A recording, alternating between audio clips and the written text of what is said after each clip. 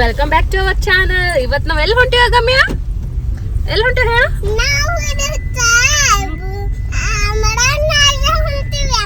ಅಮ್ರಾನಲ್ಲಮ್ಮ, ಇಬ್ರಾಹಿಂ ರೋಜಾ ಹೊಂಟಿವಿ. ಓಕೆನಾ? ಸೊ ನೋಡ್ರಿ ಫ್ರೆಂಡ್ಸ್, ನಿಮ್ಗೂ ತೋರಿಸ್ತೀವಂತ.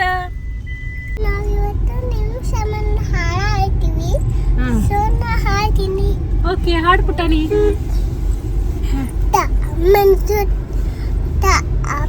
अपन जते काळे होता मजा करतो मस्ती मारतो मजा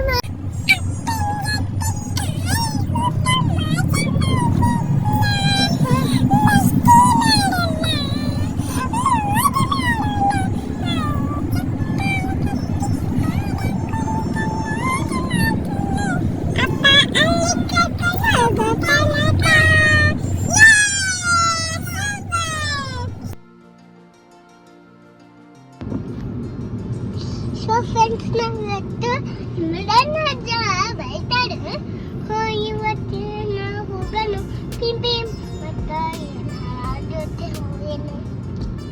so let's have fun. Stay tune, stay tune. Bye bye bye. See you soon. Agamya, how much looking super. See. This is so elegant. That looking like wow.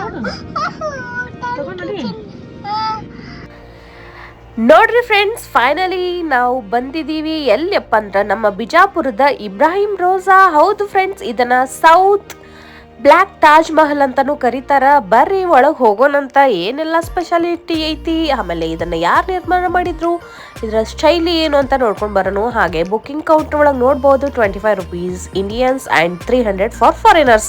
So ನಡ್ರಿ ಹೋಗೋಣಂತ. ಆಗ್ಲೇ ಹೇಳ್ದಂಗ ನಿಮ್ಗೆ ಇದನ್ನ ಸೌತ್ ಬ್ಲ್ಯಾಕ್ ತಾಜ್ ಮಹಲ್ ಅಂತಾರ. ಇದನ್ನ ನಮ್ಮ ಆದಿಲ್ ಶಾಹಿ ಅವರು ಅವರ ವೈಫಿಗಾಗಿ ನಿರ್ಮಾಣ ಮಾಡಿರ್ತಾರ.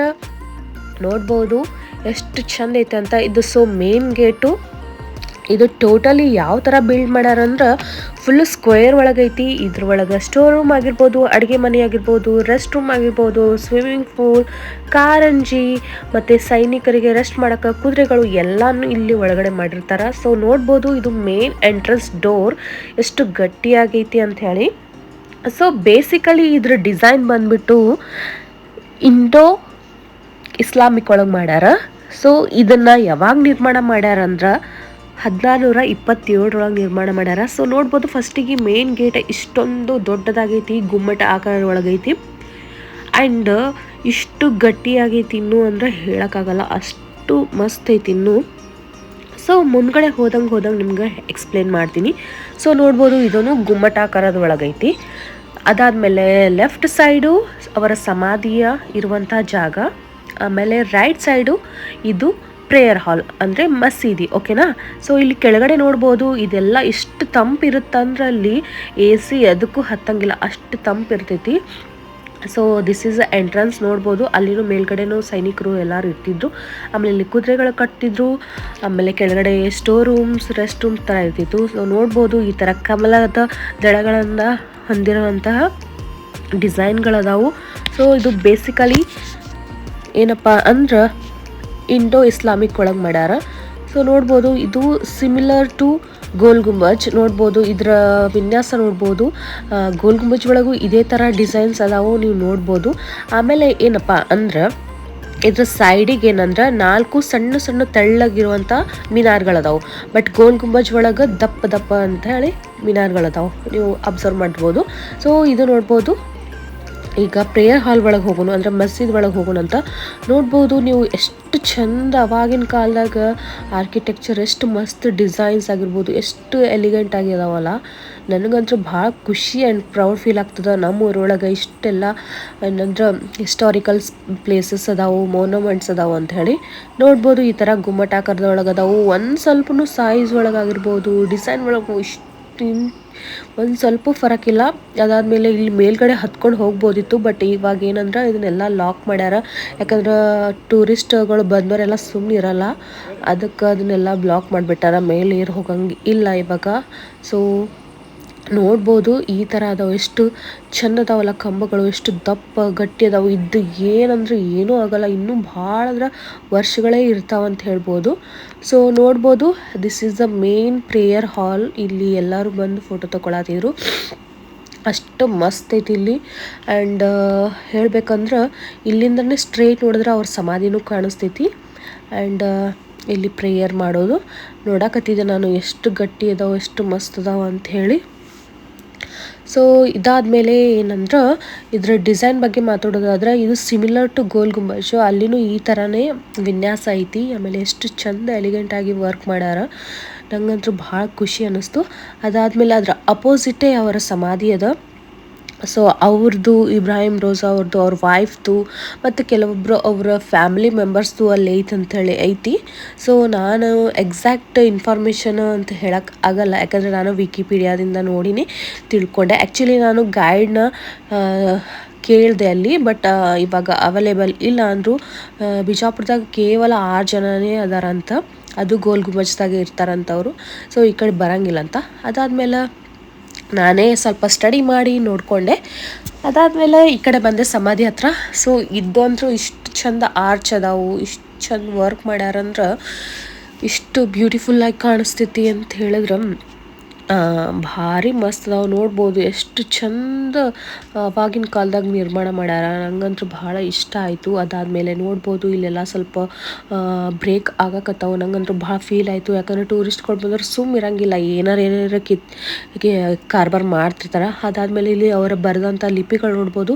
I think this is Islamic ಒಳಗೆ ಬರೆದಿರ್ಬೋದು, ನನಗೂ ಅಷ್ಟು ಐಡಿಯಾ ಇಲ್ಲ, ಬಟ್ ಗೆಸ್ ಮಾಡಿದೆ. ಸೊ ನೋಡಬಹುದು, ಇದು ಮೇನ್ ಎಂಟ್ರೆನ್ಸು. ಅದಾದಮೇಲೆ ಈ ಕಡೆ ಸೈಡ್ ಎಲ್ಲ ಸೇಮ್ ಅಂದರೆ ಸ್ಕ್ವೇರ್ ಒಳಗೆ ಇರ್ತೈತಿ, ಒಂದು ಸ್ವಲ್ಪನೂ ಆಚೆ ಈಚೆ ಇಲ್ಲ. ಡಿಸೈನ್ ಡಿಟ್ಟೋ ಹೆಂಗೈತಿ ಹಾಗೆ ಐತಿ. ಸೊ ನೋಡ್ಬೋದು. ಇವಾಗ ಇದು ಮೇನ್ ಡೋರ್ಸ್ಗಳೂ ಇಷ್ಟು ದಪ್ಪ, ಇಷ್ಟು ಹೆವಿ ಅದಾವಲ್ಲ, ಆಗಿನ ಕಾಲದಾಗ ಮಾಡಿದ್ದು ಇನ್ನೂವರೆಗೂ ಅದಾವಂದ್ರೆ ಯೋಚನೆ ಮಾಡ್ಬೋದು ಎಷ್ಟು ಸ್ಟ್ರಾಂಗ್ ಅದಾವಂತ. ಸೊ ಇಲ್ಲಿ ಅವರ ಫ್ಯಾಮಿಲಿ ಸಮಾಧಿ ಅದಾವು. ಸೊ ನೋಡ್ಬೋದು ಇಲ್ಲಿ ಇಷ್ಟು ಕೂಲಾಗಿರ್ತೈತಲ್ಲ, ಹೊರಗಡೆ ಎಷ್ಟೇ ಬಿಸಿಲಿದ್ರೂ ಇಲ್ಲಿ ನಮ್ಗೆ ಒಂದು ಸ್ವಲ್ಪ ಬಿಸಿಲು ಹತ್ತಂಗಿಲ್ಲ, ಅಷ್ಟು ಮಸ್ತ್ ನಿರ್ಮಾಣ ಮಾಡ್ಯಾರ. ಸೊ ನೋಡ್ಬೋದು ಇಲ್ಲಿ ಅವರ ಸಮಾಧಿ ಐತಿ. ಅದಾದಮೇಲೆ ಇಲ್ಲಿನೂ ಒಂದೇನೋ ಕಂಬ ಇತ್ತು, ಏನೋ ಗೊತ್ತಿಲ್ಲ ನಂಗೆ. ಅದಾದಮೇಲೆ ಇದು ನಾವು ಸಣ್ಣವರಿದ್ದಾಗ ಇಲ್ಲೊಂದು ಸರಪಳಿ ಕಾಣಿಸಾಕತ್ತಿತ್ತಲ್ಲ ನಿಮ್ಗೆ, ಅದು ಫುಲ್ ಕೆಳಗಡೆ ಇತ್ತು. ನಾವು ಹೆಂಗೆ ಶೇಪ್ನಾಗ ಹಿಂಗೆ ನಾವು ಅದನ್ನು ಶೇಕ್ ಮಾಡ್ತೀವಿ, ಅದೇ ಶೇಪ್ದಾಗ ರಿಟರ್ನ್ ಬರ್ತಿತ್ತು. ಬಟ್ ಇವಾಗ ಎಲ್ಲ ಕಿಡಿಗೇಡಿಗಳೆಲ್ಲ ಅದನ್ನು ಮುರಿದು ಹಾಕ್ಯಾರ. ಸೊ ನಡ್ರಿ ನೆಕ್ಸ್ಟ್ ಏನೆಲ್ಲ ಅದಾವಂತ ನೋಡ್ಕೊಂಡು ಬರೋಣಂತ.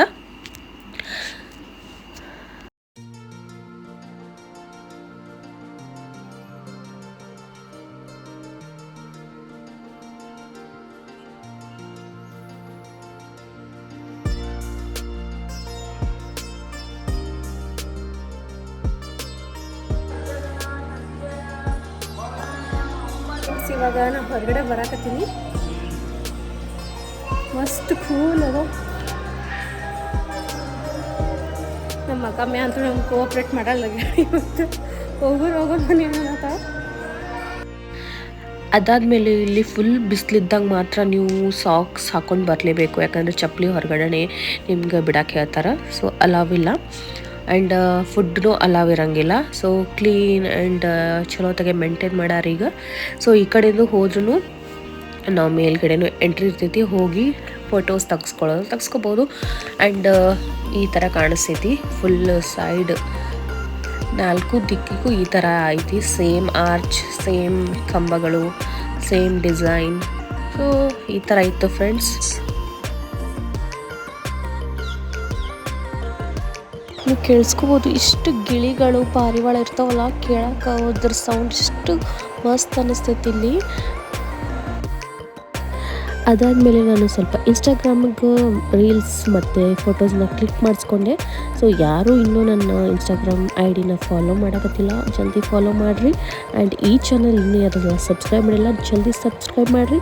ಮತ್ತು ಸಿಗ್ತೀನಿ ಒಂದು ಹೊಸ ವಿಡಿಯೋದೊಂದಿಗೆ.